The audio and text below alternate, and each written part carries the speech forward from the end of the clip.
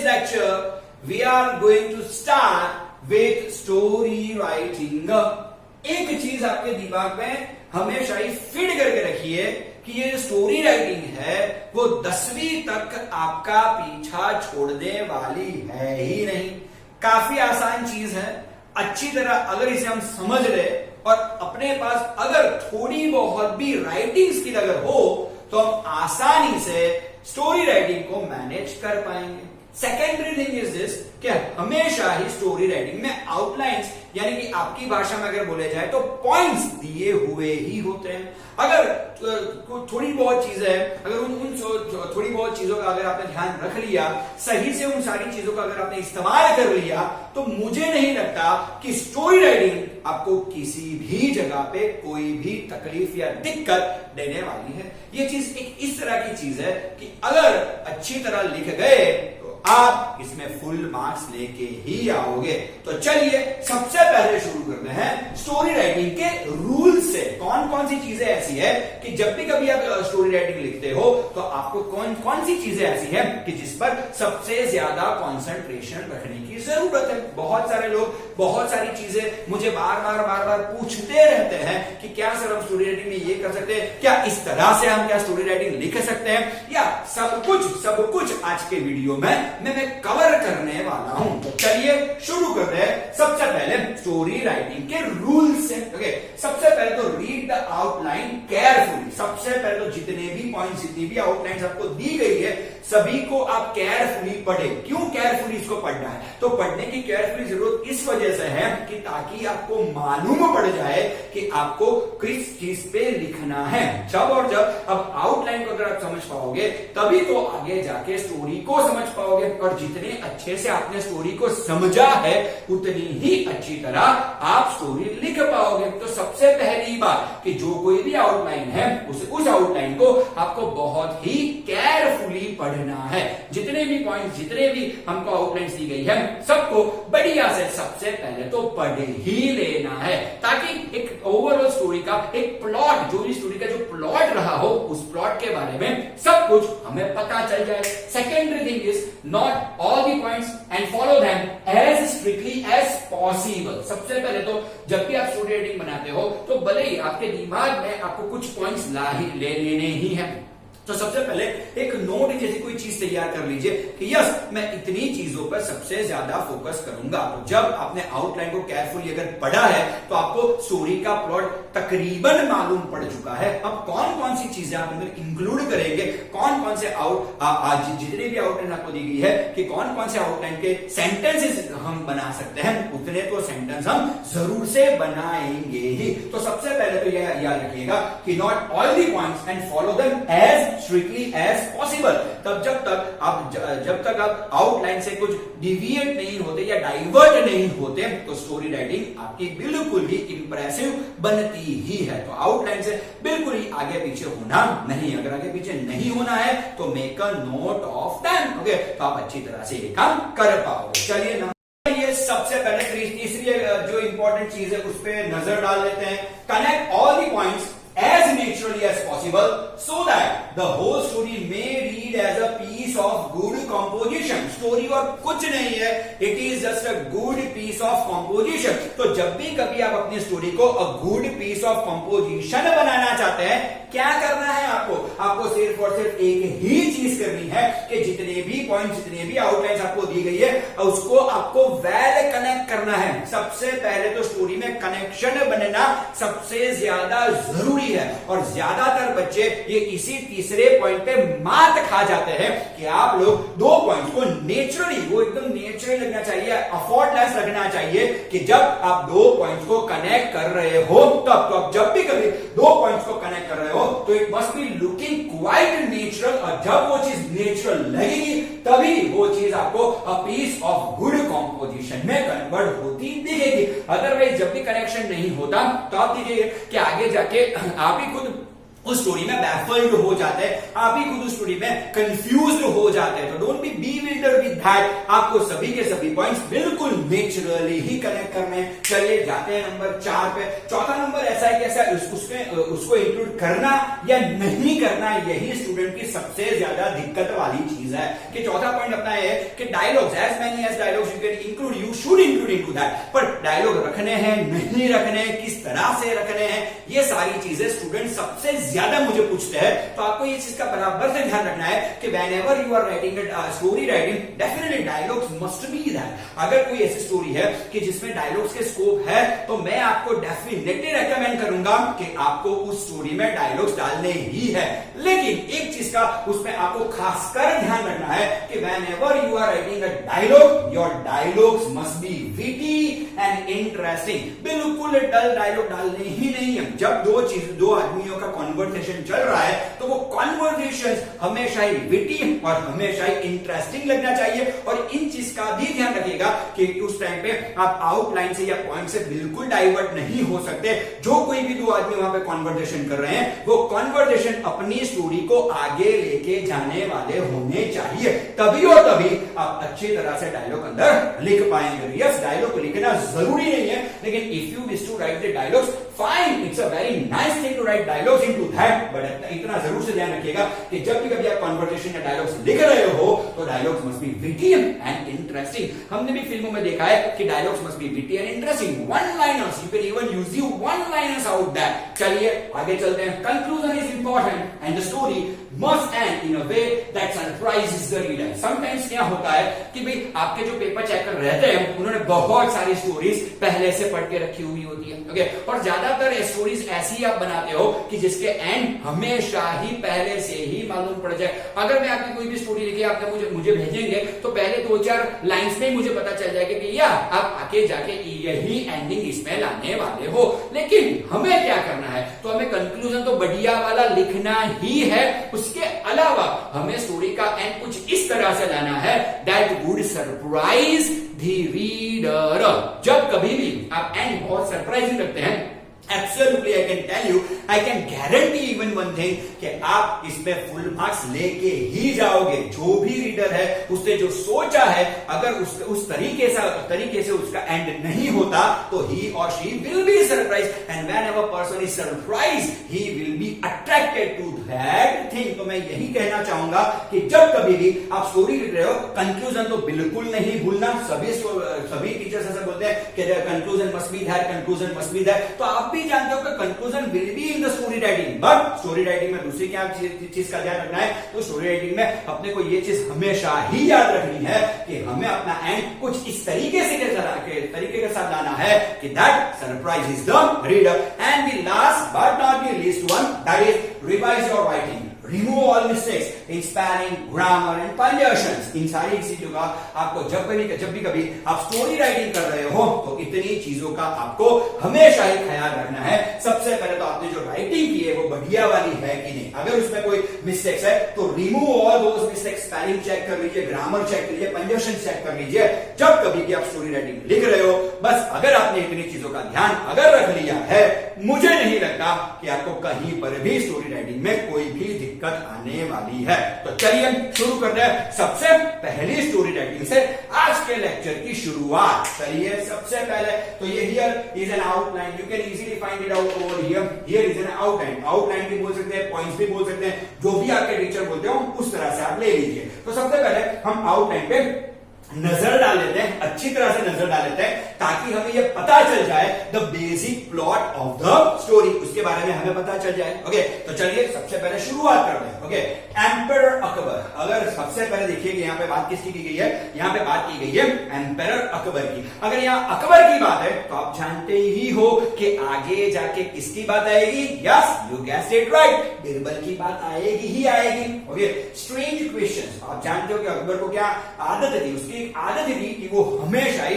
अपने जितने भी काउटियर्स थे उसको वो हमेशा ही स्ट्रेंज ऐसे कंफ्यूजिंग सवाल करने के वो आदी थे, ऐसा हम बोल सकते हैं। ओके, काउटियर्स हमने उनकी सारी स्टोरीज में देखा है कि उनके बाकी सारे काउटियर्स डम थे, लेकिन होशियार वाला कौन था, तो होशियार वाले काउटियर तो सिर्फ और सिर्फ बीरबल ही थे। सभी स्टोरी की यही कहानी है। चलिए, Birbal enters, okay, ask the question, gives the answer promptly. Okay, तो यहाँ पे क्या है कि बीरबल आते हैं, वही सवाल बीरबल को किया जाता है और बीरबल बहुत प्रॉम्प्टली उसका आंसर दे देते हैं। यहाँ पे एक चीज का ध्यान रखिएगा, यहाँ पे आउटलाइन आप देखिए, वहां पे कौन से सवाल का जिक्र है वो आउटलाइन में नहीं दिया गया।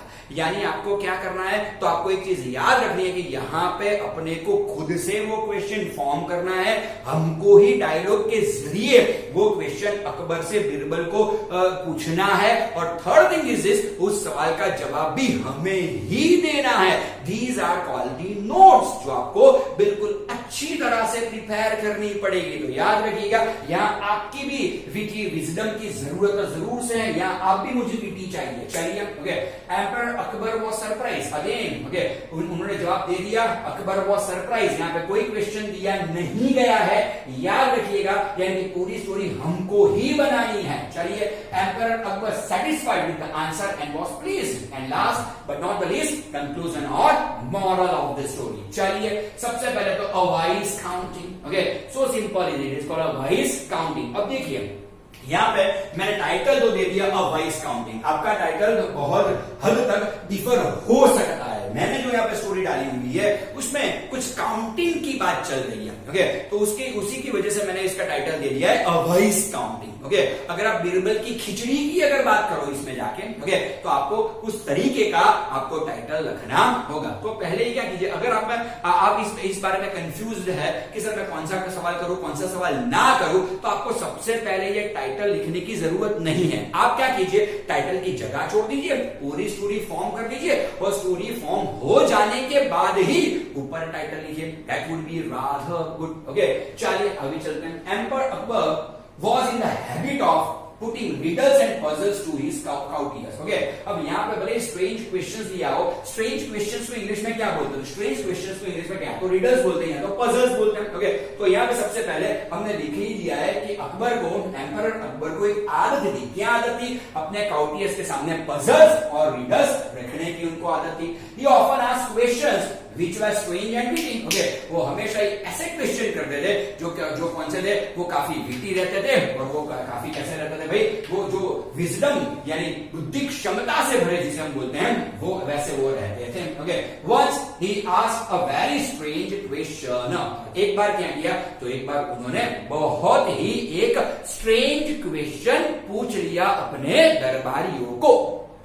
The courtiers got confused and were dumbfounded by his question। अब जितने भी वहां पे काउटियर्स थे वो सारे के सारे क्या हो गए थे, कंफ्यूज हो गए थे। अब वो क्वेश्चन ही कुछ इस तरह से करते थे। चलिए, Akbar glanced at his courtiers as he looked one by one, the heads began to hang low in search of an answer। यहां पे थोड़ी मेटाफोरिक लैंग्वेज मैंने यूज कर ली है। अगर आपको फाय तो आप लिख सकते हो, नहीं लिखना चाहे तो बिल्कुल नहीं लिख सकते।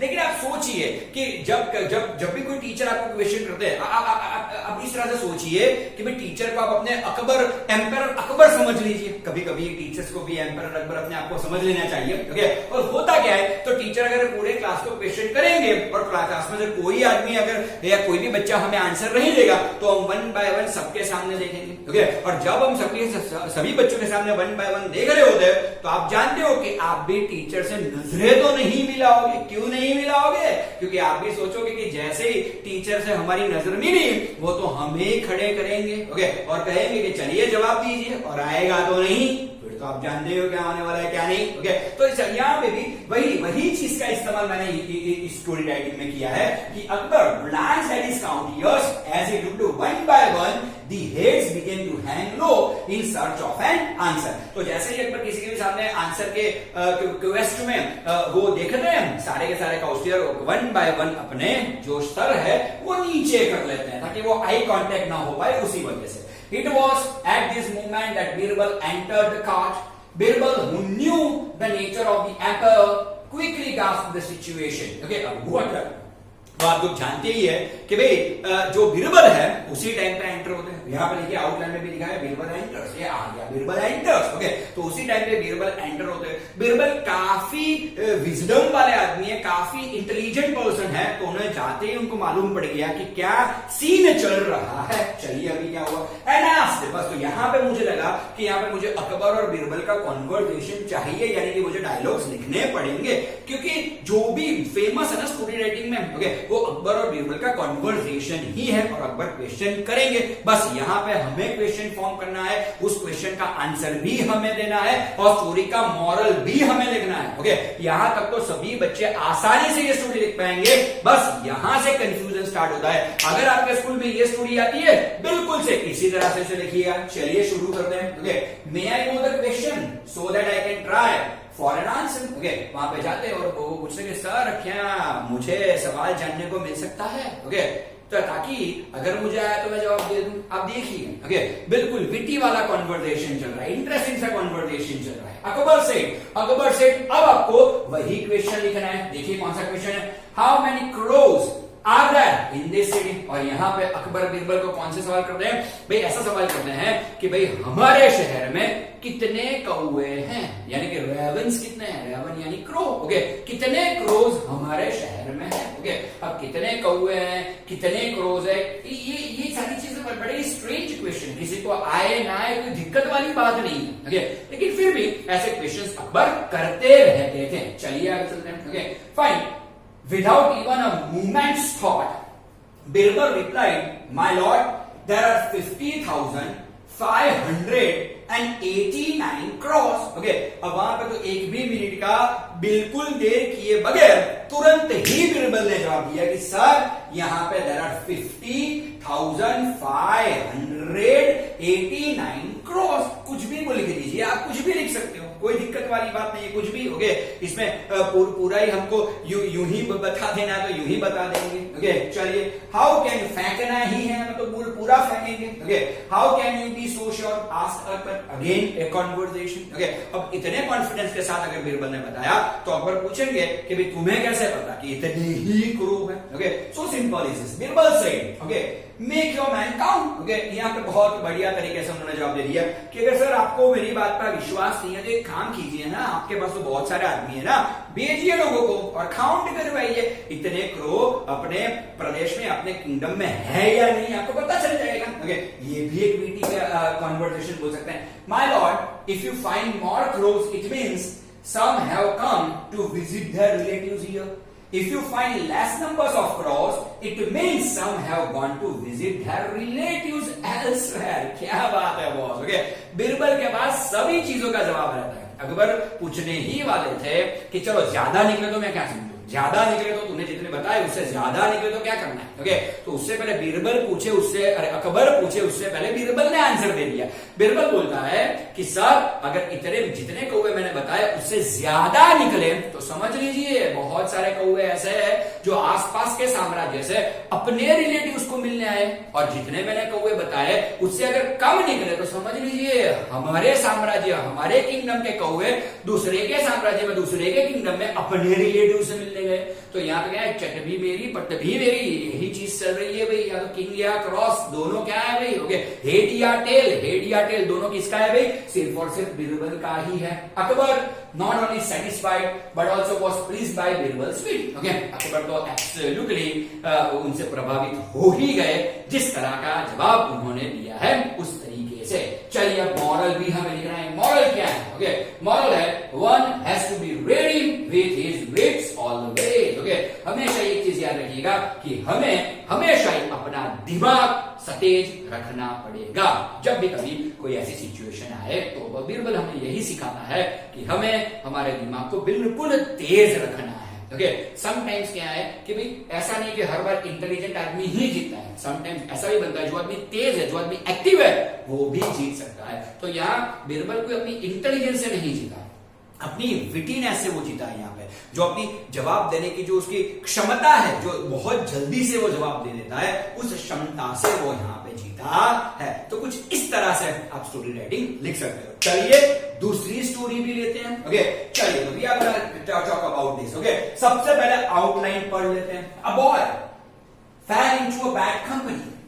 The parents tried to improve him but all in when. Okay, अभी लड़का था, ओके, काफी यंग लड़का रहा होगा, ओके, और वो क्या हुआ कि वो बैड कंपनी के संपर्क में आ गए, कांटेक्ट में आ गए, और उसकी वजह से हुआ क्या है तो उसके पेरेंट्स उसे समझा रहे हैं बट इन वेन, लेकिन सब कुछ बर्बाद ही हो रहा है, वो कुछ समझने को तैयार नहीं है। ओके, ये उम्र कुछ इस तरह की है कि कितना भी समझाओ, ओके, उससे ये खराब आदतें छूटने वाली नहीं है। अब छुड़ाए तो छुड़ाए कैसे, ओके, यही कुछ चीज होगी आगे जाके, okay. Then the father give a rotten यानी कि सड़ा हुआ, a rotten apple to him to be placed with a basket of fine and healthy apples, okay. Father क्या करते हैं, तो फादर सिर्फ और सिर्फ एक ही चीज करते हैं कि उसने क्या किया, तो फादर ने अपने बच्चे को एक सड़ा हुआ एप्पल दिया और बताया कि जाओ जो अपनी जो बास्केट है, जो एप्पल्स की जो पूरी टोकरी है, जो बहुत ही फ्रेश और हेल्दी एप्पल्स है, उनके बीच में जाके ये सड़ा हुआ एप्पल रख के आओ। देखिए बहुत पुरानी स्टोरी है, आप जानते ही होंगे, वो मछली वाली स्टोरी हम बोलते हैं। यहाँ पे एप्पल का हमें कुछ दिया गया है, चलिए, all apples got रॉटन, the boy learns a lesson moral, okay. या कुछ ही दिनों में वो सारे के सारे एप्पल सड़ जाते हैं और बच्चे को पता चल जाता है कि अगर आप खराब संगत में हो, अगर आपकी कंपनी बिल्कुल घटिया तरीके की है या बैड लोगों के साथ आपका उठना बैठना है, तो आप भी एक दिन उन लोगों की तरह ही सड़ने वाले हो। चलिए, ओके, तो लास्ट में आपको मॉरल भी लिखना है, तो let's begin with that story, okay. यहाँ पर सबसे पहले इतना ध्यान रखना है कि हमें 2-4 फेक नेम भी उसे देने पड़ेंगे। उसको हमेशा हम अ बॉय कह के नहीं बुला सकते, कोई ना कोई नाम हमें उनको देना पड़ेगा। चलिए शुरू करते हैं, okay. Once there was a boy, His name was Naresh, okay.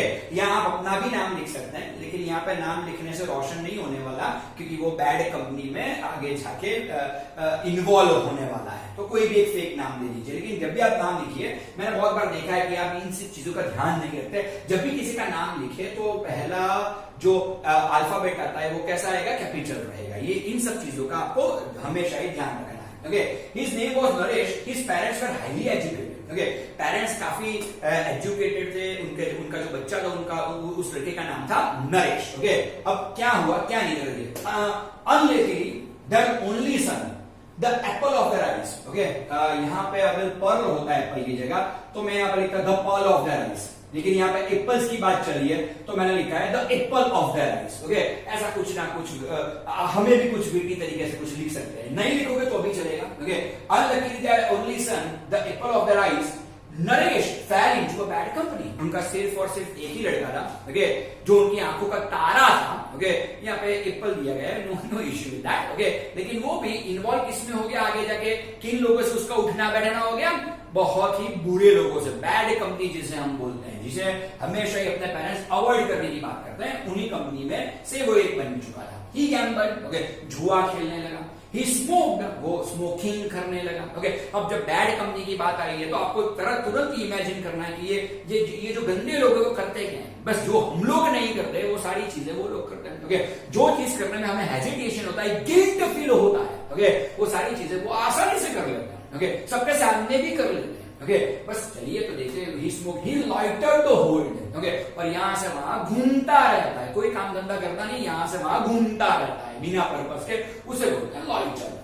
This paid his parents very much, okay. अगर आप इस तरह से बिहेव करोगे तो पेरेंट्स को तो ये चीज हर्ट होने ही वाली है। They received complaints on account of Naresh. आगे जाके क्या हुआ, तो नरेश की रोज बरोज उसकी कंप्लेन आने लगी। They felt ashamed of their sons deeds, okay. और यहां से तो माँ बाप तो शर्मसार होंगे ही होंगे अगर आप इस तरीके से बिहेव कर रहे हो तो, ओके। ये सारी चीजें क्या है, these are the consequences, okay. आप जब भी स्टोरी राइटिंग ले रहे हो तो व्हाट आर द कॉन्सिक्वेंसेस, इसको आपको हमेशा ही सोचना पड़ेगा, राइट। इसमें से कोई भी चीज आउटलाइन में नहीं दी गई है, लेकिन फिर भी मैंने यहाँ सारी चीजें लिखी हुई है। क्यों? क्योंकि आपको जानना पड़ेगा कि अगर कोई लड़का अगर बैड कंपनी में है तो माँ बाप का परसेप्शन भी आपको दिखाना पड़ेगा। इससे भी आप बोल सकते हैं कि तभी जो आपका रीडर है उसका इन्वॉल्वमेंट स्टोरी में बना रहेगा। तो ये सारी चीजें आपको सोचनी रहती है, ओके। चलिए थोड़ा आगे चलते हैं, okay. Even in the immediate neighbourhood they had to keep their heads down. It was all due to Naresh. Okay. यहाँ पे सारी लाइन लिखने की जरूरत नहीं है, लेकिन एक दो लाइन अगर इसमें से आप लिख दोगे तो काफी बढ़िया रहेगा, ओके। जितने भी नेबरहुड थे, उन नेबरहुड से वो लोग आंखें नहीं मिला पा रहे थे, उनको हमेशा ही सर नीचा करके चलना पड़ता था, सिर्फ और सिर्फ नरेश उनके लड़के की वजह से। अगर हमने भी कोई गलत काम कर दिया हो तो अपने पेरेंट्स को भी कुछ इस तरह से ही बिहेव करना पड़ता है। फिल्मों वगैरह में भी आपने ये सारी चीजें देखी हुई है। They were fed up with the boy They wanted to reform the war at all cost. Okay? अब उनका खुद का लड़का है, okay? सिर्फ और सिर्फ एक ही लड़का है, तो किसी भी तरह से गाड़ी तो पटरी पे लानी ही है. okay? तो बस उन्होंने बोला डिटरमाइन हो गए, चाहे कुछ भी हो जाए भाई, okay? इस लड़के को तो हम सुधार के ही रहेंगे. समझ लो, वो पेरेंट्स है भाई, बाप है अपने बाप, okay? और माँ है अपनी माँ. वो किसी भी कीमत पे आप कुछ भी कर लो, वो आपको रिफॉर्म करेंगे ही करेंगे. सारे लोग भले आपके साथ छोड़ के चले जाए, लेकिन मॉम और डैड ऐसे होते हैं जो जिंदगी में कभी भी अपने बच्चों का साथ नहीं छोड़ते. राइट? तो ये लाइन हमें लिखनी ही है, क्योंकि कोई सपोर्ट दे या ना दे नरेश को, उसके पेरेंट्स को देंगे ही देंगे. Okay? Then one day the father called Naresh to him. He gave him a rotten apple. अब पूरी आउटलाइन से हम लोग बहुत सारी चीजें ले सकते हैं. एक बार क्या हुआ, तो नरेश को बुलाया उनके डैड ने, और उनके हाथ में एक रॉटन यानी सड़ा हुआ एप्पल दे दिया. He asked him to place this dirty apple in a basket of fine and healthy apples. Fine और healthy apples ऊपर लिखा है. ओके? तो क्या बताया उनके फादर ने? उनके फादर ने बताया कि तुम्हें कुछ नहीं करना, ये एप्पल जाके जो टोकरी है जहां पे फ्रेश और हेल्दी एप्पल्स रखे हुए, वो फ्रेश और हेल्दी एप्पल्स के बीच में तुम्हें ये एप्पल रख देना है. चलिए, okay fine. Naresh did as he was told. Naresh ने कुछ ऐसा ही किया. ओके? नरेश डिड दैट भी आप लिख सकते हो. Okay? After 2 days the basket was brought at the breakfast table. Okay? अब ब्रेकफास्ट का टाइम है, आप जानते हैं, सुबह का टाइम है. सुबह के टाइम में होता क्या है? ओके? तो सुबह के टाइम में सब कुछ फ्रेश हमें चाहिए, माहौल कुछ फ्रेशनेस वाला रहता है, उसी वजह से. ओके? तो ब्रेकफास्ट टेबल पे ही उस टाइम पे वो सड़ी जो एप्पल की टोकरी थी, जिसमें पहले फ्रेश और हेल्दी एप्पल से वो टोकरी लाई गई. ओके? वहां पे नरेश भी बैठा हुआ है. चलिए देखते हैं आगे क्या होता है. Naresh was asked to open the basket. Okay? और उनके पिताजी ने नरेश को ही बोला कि बेटा जरा टोकरी में से एप्पल देना था. Okay? He was asked to cut all the apples one by one with a knife. Okay? उनके डैड ने उनको एक नाइफ दे दिया और नरेश को बोला कि बेटा वन बाय वन सारे के सारे एप्पल्स आप काट के देख लीजिए. ओके? चलिए अभी आगे क्या होता है देखते हैं. Okay? To his surprise all the healthy apples were changed into rotten apples. They were sticking with foul smell. Okay? अब हुआ क्या था, तो जब जितने भी एप्पल्स नरेश ने काटे, सारे के सारे सड़ चुके थे. ओके? उनमें से गंदी बास आ रही थी. ओके? जो सुबह में किसको भी अपने नाक में अगर ऐसी गंदी बास है तो किसी को भी अच्छा नहीं लगेगा. राइट? तो चलिए नरेश के पास भी कुछ इस तरह से ही कुछ हुआ. Okay? The father said to the son, look Naresh, one rotten apple has spoiled all the good ones. Okay? बस उनके डैड ने सिर्फ और सिर्फ इतना ही बोला कि बेटा टोकरी में सारे फ्रेश और हेल्दी एप्पल्स हमने रखे थे, एक भी एप्पल ऐसा नहीं था जो फ्रेश या हेल्दी ना हो. तुमने सिर्फ और सिर्फ एक सड़ा हुआ एप्पल उसमें रखा और हुआ क्या, तो जितने भी एप्पल्स है वो सारे के सारे सड़ गए. अगर एक एप्पल इतने सारे हेल्दी एप्पल्स को अगर खराब कर सकता है, तो बस अपना सोच लो कि तुम तो हमेशा ही, तुम्हारी तो पूरी दोस्तों की टोकरी ही सड़ी हुई है. तो आप कितने भी हेल्दी क्यों ना हो, आप कितने भी अच्छे क्यों ना हो, वो सडन आपको आगे जाके लगे ही जाएगी. चलिए फाइन. ओके? चलिए आगे देखते हैं क्या होता है. Naresh learned a lesson. He promised to be a good boy and leave the bad company. बस नरेश इतनी चीज में समझ गया, उसने सोच लिया कि बस अब बैड कंपनी में नहीं रहना, आज से मुझे इन सारे लोगों को छोड़ना है, अब मुझे रिफॉर्म होना ही है. चलिए आगे क्या होता है. Later this boy became the top class officer. और आगे जाके वो बच्चा क्या हुआ वो आपको लिखना चाहिए. ओके? ताकि एक मॉरल लोगों को मिले कि हाँ, अगर आप बैड कंपनी छोड़ रहे हो तो आप इतने भले या इतने बड़े आदमी बन सकते हो. तो आगे जाके नरेश क्या हुआ, एक टॉप क्लास ऑफिसर हुआ. कुछ भी बोल सकते हैं, इंस्पेक्टर हुआ, डॉक्टर हुआ, इंजीनियर हुआ, कुछ भी बोल सकते हैं. Okay? Moral, better alone than to be in a bad company. Okay? अकेले रहना अच्छा है गलत संगत से. ओके? गलत संगत में रहना उससे तो अच्छा यह है कि आप अकेले ही रह लो. ओके? तो चलिए आज जितने भी मैंने रूल्स आपको सिखाए, 2 स्टोरीज भी हमने ले ली, इससे आपको तकरीबन इतना अंदाजा आ गया होगा कि जब भी कभी आप स्टोरी राइटिंग लिखते हैं, इन सारी चीजों का आपको हमेशा ही ख्याल रखना है. तो आप अपना भी ख्याल रखिए. So here DM sir signing off. Thank you. Bye.